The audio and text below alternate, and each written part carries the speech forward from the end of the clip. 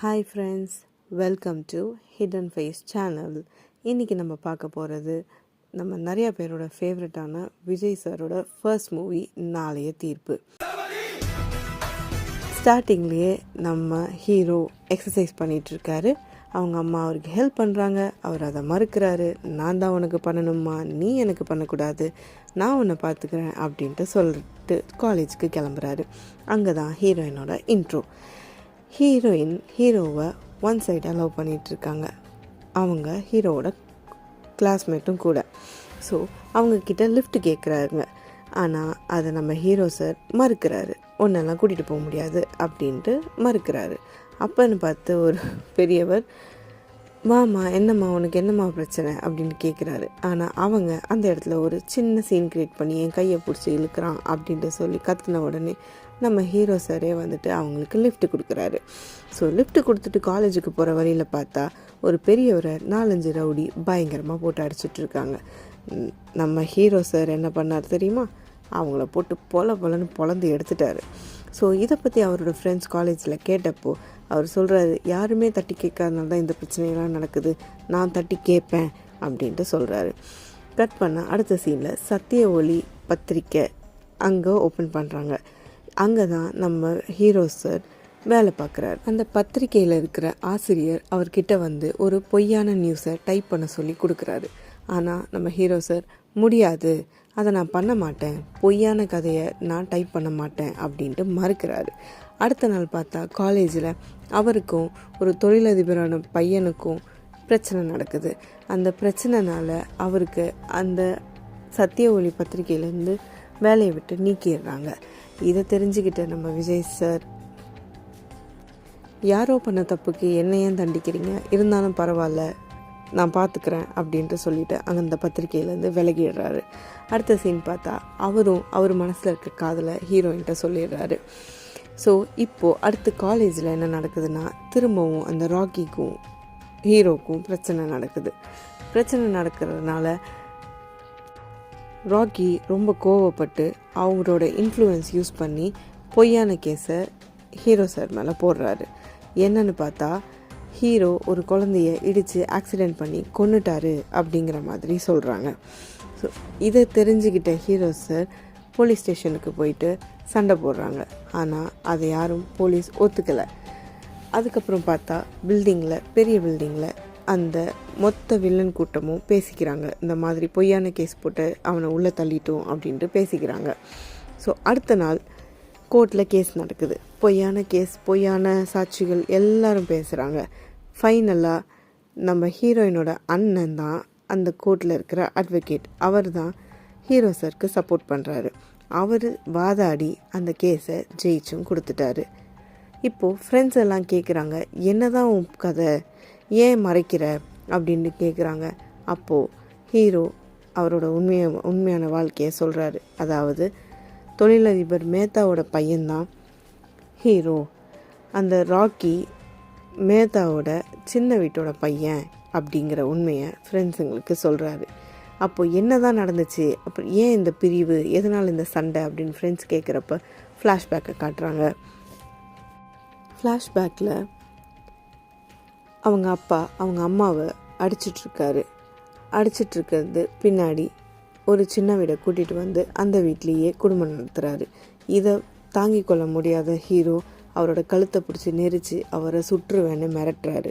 அதுக்கு அவங்க அப்பா, நீ இந்த வீட்டை விட்டு வெளியே போ, உனக்கு இந்த வீட்டிலேருந்து எந்த உரிமையும் கிடையாது, என்ன அதிகாரம் பண்ணுறதுக்கு உனக்கு எந்த உரிமையும் கிடையாது அப்படின்ட்டு மகனை பதிலுக்கு திருப்பி திட்டிடுறாரு.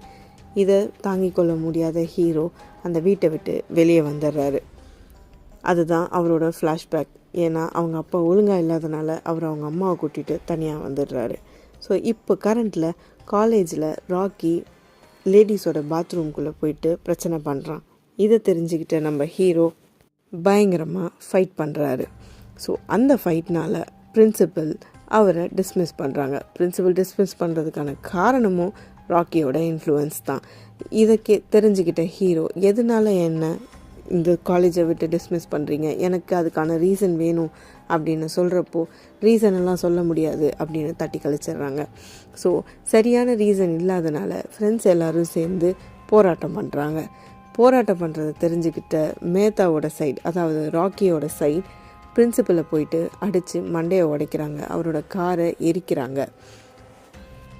ஆனால் அடுத்த நாள் சத்திய ஒளி பத்திரிக்கையில் வர நியூஸ் என்னமோ இது எல்லாமே ஹீரோ தான் பண்ணார், ஹீரோவோட ஃப்ரெண்ட்ஸ் அவரும் எல்லாருமே நக்சலைட் கும்பல் அப்படின்னு நியூஸ் டெலிகாஸ்ட் ஆகுது. இதை தெரிஞ்சுக்கிட்ட நம்ம ஹீரோ, ஏன் இந்த மாதிரி பொய்யான டைப் பண்ணி பிரிண்ட் பண்ணுறீங்க, மக்கள் இதைத்தானே பார்க்குறாங்க, இதைத்தானே நம்புவாங்க அப்படின்ட்டு சொல்கிறார். அதுக்கு அவர், நான் இதை தெரிஞ்சுக்கிட்டு நேற்றே ரிசைன் பண்ணிட்டேன், இந்த பிரிண்ட்டை நான் பண்ணலை, மக்களுக்கு உண்மை தெரியணுன்னா நம்ம தனியாக ஒரு பத்திரிக்கை ஆரம்பிக்கணும், அப்போ தான் மக்களுக்கு நம்ம உண்மையை புரிய வைக்க முடியும்னு சொல்கிறாரு. ஸோ ஹீரோயினோட அண்ணன்கிட்ட போயிட்டு ஹெல்ப் கேட்குறாரு. அதுக்கு ஹீரோவோட அண்ணன் அதுக்கு சம்மதிச்சு எல்லாரும் சேர்ந்து நாளைய தீர்ப்பு அப்படிங்கிற பத்திரிக்கையை ஓப்பன் பண்ணுறாங்க. மக்கள் போய் சேர்க்குற மாதிரி இந்த உண்மையான தகவலை அதில் டைப் பண்ணி ரிலீஸ் பண்ணுறாங்க. அதே நேரத்தில் காலேஜில் திரும்பவும் போராட்டம் பண்ணுறாங்க, நம்ம ஹீரோவை டிஸ்மிஸ் பண்ண காரணத்தினால. அப்போது காலேஜோட ஓனர் வந்துட்டு, எதுக்காக இப்படி பண்ணுறீங்க, இதெல்லாம் தப்பு அப்படின்ட்டு சொல்கிறாங்க. ஆனால் ஃப்ரெண்ட்ஸ் எல்லாரும் சேர்ந்து ஹீரோ மேலே எந்த தப்பும் இல்லை, பண்ண தப்பு எல்லாமே ராக்கி தான், அவன் தான் லேடிஸ் பாத்ரூம்குள்ளே வந்துட்டு எல்லாரையும் வம்பிழுக்கிறான், எல்லா பெண்களையும் ரொம்ப மோசமாக பேசுகிறான் அப்படின்ட்டு சொல்கிறாங்க. இதை தெரிஞ்சுக்கிட்ட நம்ம ஓனர் சார் ராக்கியை டிஸ்மிஸ் பண்ணிவிட்டு திரும்பவும் ஹீரோவை காலேஜில் சேர்த்துக்கிறாரு. இதில் கடுப்பான ராக்கி ஹீரோயினை போலீஸ் மூலயமா கடத்தி தன்னோட வீட்டுக்கு கூட்டிகிட்டு வர வச்சிடுறாரு. இதை தெரிஞ்சுக்கிட்ட ஹீரோயினோட அண்ணன் தவிச்சு போயிடுறாரு. அதை விஜய் கிட்ட சொன்னோன்னே விஜய் சார் போலீஸ் ஸ்டேஷனுக்கு போகிறாரு. போலீஸ் ஸ்டேஷனுக்கு போய் கேட்டால் அதுக்கான பதில் போலீஸ்கிட்டேருந்து சரியாக வர மாட்டேங்குது. சரி, நம்ம மந்திரி கிட்ட போகலாம் அப்படின்னு மந்திரி கிட்ட போகிறப்ப மந்திரியும் ரொம்ப சாதாரணமாக இது ஒரு விஷயமா அப்படின்னு கேட்டு தட்டி கழிச்சிட்டு போகிறாரு.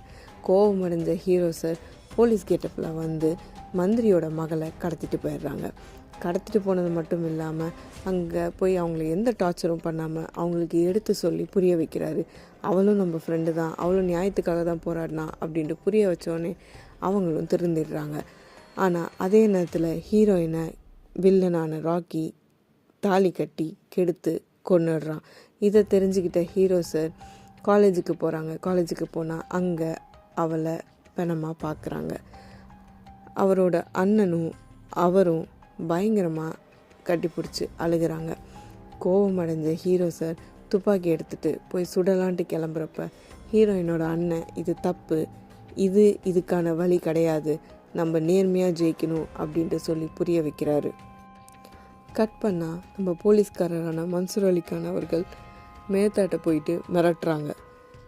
நீ செஞ்ச அனைத்து ஊழல்களுக்கும் நான் தான் சாட்சி, அதனால் எனக்கு 500 கோடி ரூபாய் பணத்தை கொடு அப்படின்ட்டு மிரட்டுறாரு. கோவமடைஞ்ச மேத்தா அவரை அடித்து சாகடிக்க பார்க்குறாரு. அந்த நேரத்தில் ஹீரோ வந்து போலீஸை காப்பாற்றி கூட்டிகிட்டு போயிடுறாரு. அதுக்கப்புறம் பார்த்தா மந்திரியோட பெண், அதாவது மனம் திருந்தினாங்க இல்லையா, அவங்க மந்திரியும் தொழிலதிபரான மேத்தாவும் பேசுகிறத வீடியோ எடுத்துட்டாங்க. வீடியோ எடுத்து அதை ரிலீஸ் பண்ணலான்ட்டு போகிறப்போ அவங்கள காலில் சுட்டுறாரு மந்திரியோட ஆட்கள். இருந்தாலும் அவங்க தப்பிச்சு கொண்டு போய் பத்திரிக்கையில் அதை கொடுத்துட்றாங்க. அதை ரிலீஸ் பண்ணுறதுக்குள்ளே ஏகப்பட்ட பிரச்சனைகள் நடக்குது. அதை தெரிஞ்சுக்கிட்ட மேத்தா, இது சரியான பதில் கிடையாது, நம்ம சாட்சிக்காரன் காலில் விழுகிறத விட சண்டைக்காரன் காலில் விழுந்துடலான்னு சொல்லிட்டு போயிட்டு மனைவியிடம் மன்னிப்பு கேட்குறாரு. ஆனால் விஜய் அவரை மன்னிக்கலை.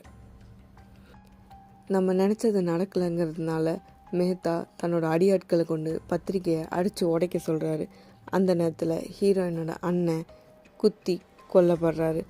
ஆனால் அவர் சாகிற கடைசி நிமிடத்தில், நாளைய தீர்ப்பை மக்கள்கிட்ட கொண்டு போய் சேர்த்துருங்க, எப்படியாவது இந்த பேப்பர் நாளைக்கு காலையில் ரிலீஸ் ஆகணும், எல்லாருடைய மக்கள் கையிலையும் இது சேரணும் அப்படின்ட்டு சொல்லிட்டு இறந்துடுறாரு. பத்திரிக்கையும் அடுத்த நாள் ரிலீஸ் ஆகுது, போராட்டமும் நடக்குது. இது தெரிஞ்சுக்கிட்ட போலீஸ்காரங்க மேத்தாவை போய் அரெஸ்ட் பண்ண போகிறாங்க. அந்த நேரத்தில் மேத்தாவும் மந்திரியும் பேசிகிட்டு இருக்காங்க. போலீஸ்கிட்ட மறுப்பு சொல்கிறாங்க. ஆனால் அவங்க அதை கேட்காம அவங்கள அரெஸ்ட் பண்ணி கூட்டிகிட்டு போகிறாங்க. ஹீரோயினோட சாவுக்கு பதில் கிடைக்கணுங்கிறதுக்காக எல்லாரும் சேர்ந்து ராக்கி எங்கே இருக்கான்னு கண்டுபிடிக்கலான்ட்டு தேடுறாங்க. அப்போது குலுக்கல் முறையில் தேர்ந்தெடுக்கிறப்ப நம்ம ஹீரோ சாரோட பேர் தான் குழுக்கெல்லாம் வருது. ஸோ அவர் அதை ராக்கியை தேடிட்டு போகிறப்போ ராக்கி அதே நேரத்தில் ஜட்ஜம்மா வீட்டுக்கு போயிடுறான். ஜட்ஜம்மா வீட்டுக்கு போயிட்டு அவங்களோட பேத்தியை கடத்திடுவேன், கொன்றுவேன்னு சொல்லி தப்பான ஆர்டரை கொடுக்க சொல்கிறான். நம்ம ஹீரோ மேலே பழிய போகிறதாவும் ஹீரோக்கு தண்டனை கொடுக்கறதாவும் ஜட்ஜம்மாவை சொல்லி மிரட்டுறான். ஜட்ஜம்மாவும் அதே மாதிரி கோர்ட்டில் வந்துட்டு ஹீரோ மேலே தான் தப்பு, மந்திரி மேலேயோ மேத்தா மேலேயோ எந்த தப்பும் இல்லை அப்படின்ட்டு சொல்லி முடிக்கிறப்போ, இந்த மாதிரி சொல்லலைன்னா என் பேத்தியை கொன்னுடுவேன்னு சொல்லி என்னை மிரட்டுறாங்க, இருந்தாலும் நான் உண்மையின் பக்கமே நிற்பேன்னு சொல்லி மேத்தாவுக்கும் மந்திரிக்கும் தண்டனையை விதிக்கிறாங்க. ஆனால் அதே நேரத்தில் ஹீரோ ஜட்ஜம்மா வீட்டுக்கு போய் அவங்களோட பேத்தியை காப்பாற்றி கோர்ட்டுக்கும் கூட்டிகிட்டு வந்துடுறாரு. இதையெல்லாம் தெரிஞ்சுக்கிட்ட ஃப்ரெண்ட்ஸும் அவரை தூக்கி கொண்டாடுறாங்க. கோர்ட் கேஸ்லேயும் ஜெயிச்சிட்டாங்க, அந்த பேத்தியையும் காப்பாற்றிட்டாங்க அப்படின்ட்டு தூக்கி சுற்றுறாங்க. இது மாதிரி உங்களுக்கு இன்னும் நிறையா படம், நம்ம ஃபேவரட்டான விஜய் சாரோட படம் வேணும்னா லைக் பண்ணுங்கள், கமெண்ட் பண்ணுங்கள், ஷேர் பண்ணுங்கள், சப்ஸ்கிரைப் பண்ணுங்கள். வேறு என்ன படம் வேணும்னு கமெண்ட்டும் பண்ணுங்கள். தேங்க்யூ.